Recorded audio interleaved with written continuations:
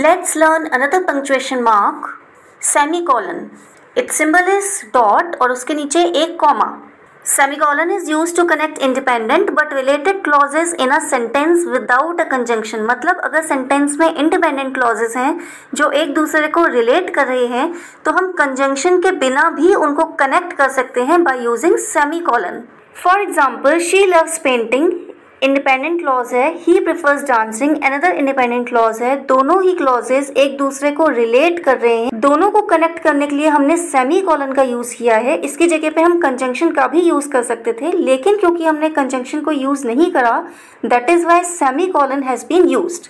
Semicolon is used to separate complex items in a list, especially when the items contain commas. मतलब अगर sentence में कोई ऐसी list है जिसमें इंडिविजुअल आइटम्स ऑलरेडी कॉमास से कनेक्टेड हैं, तो हम कॉम्प्लेक्स आइटम्स को सेपरेट करने के लिए सेमीकोलन का यूज करते हैं. For example, I visited Taj Mahal Agra, India Gate Delhi and Hawa Mahal Jaipur. तो ये जो लिस्ट है इसमें अलग अलग शहर हैं प्लस अलग अलग मॉन्यूमेंट्स के नाम हैं.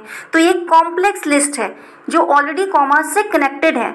ताजमहल मॉन्यूमेंट है, आगरा सिटी है, इंडिया गेट मॉन्यूमेंट है, दिल्ली सिटी है, हवा महल मॉन्यूमेंट है, जयपुर सिटी है.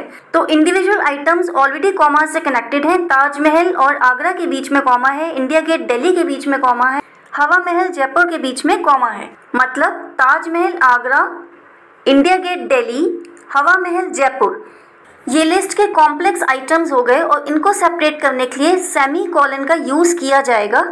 अगर सेमीकोलन का यूज नहीं होगा तो लिस्ट कंफ्यूजिंग रहेगी और सेंटेंस स्ट्रक्चर क्लियर नहीं हो पाएगा.